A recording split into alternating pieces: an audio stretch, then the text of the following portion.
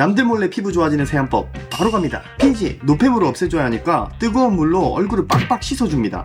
외출하고 나면 무조건 세정력이 좋은 알칼리성 폼 클렌징을 사용해서 노폐물이 남지 않도록 빡빡 문질러주고 뽀득뽀득해질 때까지 얼굴을 씻어주세요. 그리고 물기가 남아있지 않도록 얼굴을 문질러서 빡빡 닦아줍니다. 세안하고 흡수율이 가장 좋을 때 스킨, 로션, 앰플, 크림 이런 거 빠르게 발라줍니다. 혹시 이렇게 세안하고 있나요?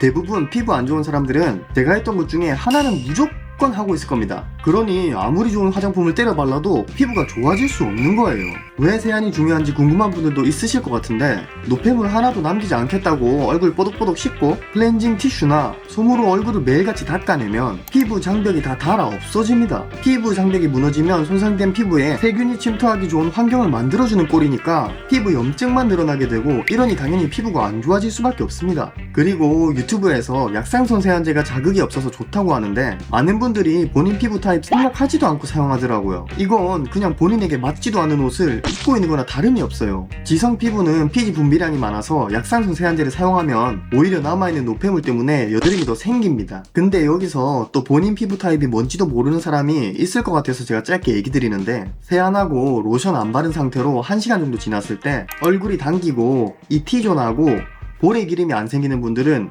건성입니다. 근데 난 로션을 안 발라도 안 땡기고 T존이랑 볼에 기름이 많고 여드름도 잘 생긴다 이런 분들은 지성입니다. 기름을 그냥 타고 난 거예요. 그리고 건성, 지성 반반 섞은 게 복합성인데 이런 분들은 또 볼은 건조한데 T존은 또 기름이 잘 생겨요. 이렇게 본인 피부 타입을 알고 맞는 세안제를 선택해야 되는데 남들이 약산성 세안제가 좋다더라 뭐 이런 말만 듣고 사용하면 안 된다는 거죠.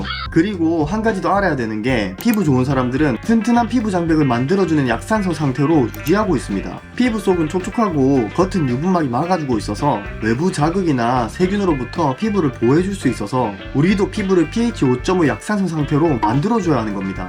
그래서 화장품 시장에서 약산성 세안제를 많이 출시하는데 자극은 없을지 몰라도 지성분들은 오히려 이런 노폐물 제거가 제대로 안 돼서 모공이 막히고 좁쌀이랑 여드름만 더 생깁니다. 특히 남성분들이 피지 분비량이 많아서 이런 경우가 많은데 약산성 세안제를 쓰고 좁쌀, 여드름이 더 잘 올라오는 것 같다 이러면 약산성 세안제 말고 알칼리성 폼 클렌징을 사용하셔서 노폐물을 제거해주는 게 좋습니다. 근데 피부를 약산성 상태로 만들어주라고 했으면서 알칼리성 폼 클렌징을 사용하라고 하면 어쩌라는 거냐?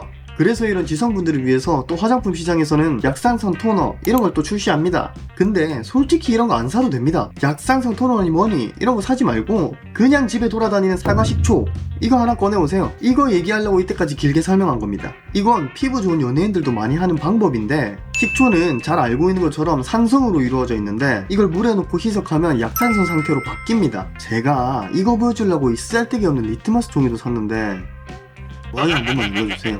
이렇게 식초를 물에 희석해서 세안 마무리 단계에 하게 되면 지성분들도 피부를 약산성 상태로 만들어줄 수 있다는 겁니다. 또 피부에 관심 있는 분들은 아하, 바하 이런 거 많이 들어보셨을 건데요. 식초에는 각질 제거제 성분인 아하가 들어있어서 각질 제거에도 도움을 주고 항산화에 좋은 플라보노이드 성분 뭐 이런 것 때문에 과잉 피지나 노폐물로 인해 생기는 여드름, 모낭충에도 효과가 있다고 합니다. 식초 세안은 연예인들도 많이 하고 피부과 의사들도 알려주는 방법이라 저도 작년 11월부터 식초 세안을 하고 있는데 확실히 예전에 여드름이 두세 개 났다면 지금은 한 개 날까 말까 하고 저한테는 효과가 좋았어서 식초 세안을 해주고 있습니다. 그냥 시중에 파는 1000원 사과 식초 구매하면 되는데 2배, 3배 이렇게 표기된 제품 말고 그냥 오뚜기 사과 식초 이거 하나 사세요. 2000원이면 삽니다. 그럼 식초 세안하는 법 바로 들어갑니다. 우선 식초 세안을 해주기 전에 본인 피부에 맞는지 테스트를 해볼 건데 화장솜에 식초를 살짝 묻혀서 살 연한 쪽에 올려놓고 떼어냈을 때 붉게 달아오르거나 따가운 증상이 없다면 진행하셔도 됩니다. 본인 피부 타입에 맞는 폼 클렌징으로 세안해 주시고 대야에 물을 가득 넣어주세요. 주의해야 되는 건 식초가 산성이라 많이 넣으면 피부가 뒤집어질 수 있어서 양 조절을 잘 해야 하고 특히나 눈에 들어가지 않게 주의해 주세요. 전 그냥 이런 디스펜서에 식초를 넣어두고 사용하는데 양 조절도 쉽고 집에 누가 와도 이게 식초인지 절대 몰라요. 물 가득 담은 대야에 식초를 두세 방울 넣어줍니다. 이런 통이 없다면 아빠 숟가락으로 3분의 1 정도 넣어주면 됩니다. 그리고 식초 섞은 물로 세안을 10번 정도 해주고 마무리로 새로운 물을 받아서 가볍게 세안해주면 끝입니다. 겁나 간단하죠? 이렇게 세안하면 지성분들도 알칼리성 세안제를 사용하고 나서 식초 세안으로 피부를 약산성 상태로 만들어줄 수 있는 겁니다. 전 식초 세안이 잘 맞아서 매일 하고 있는데 확실히 붉게 난 여드름도 덜 생기고 이거 하고 나면 피부가 뭔가 모르게 부드러워집니다. 아마 이건 본인이 해보시면 느끼실 겁니다. 제가 진짜 게으른 편이라 귀찮은 건 딱 싫어하는데 세안할 때 이것만 추가하니까 진짜 저같이 게으른 사람도 합니다. 식초 세안의 최대 단점은 냄새가 좀 고약한 정도? 전 이제 냄새는 좀 익숙해지긴 했는데 같이 사는 사람이 있으면 식초 냄새 난다고 겁나 뭐라 할 겁니다. 근데 그냥 무시하십시오. 괜히 화장품 이것저것 산다고 돈 낭비하지 마시고 이렇게 쉽고 간단한 방법이 있으니 한번 참고해 주시길 바라며 다음에 더 좋은 영상으로 찾아뵙겠습니다.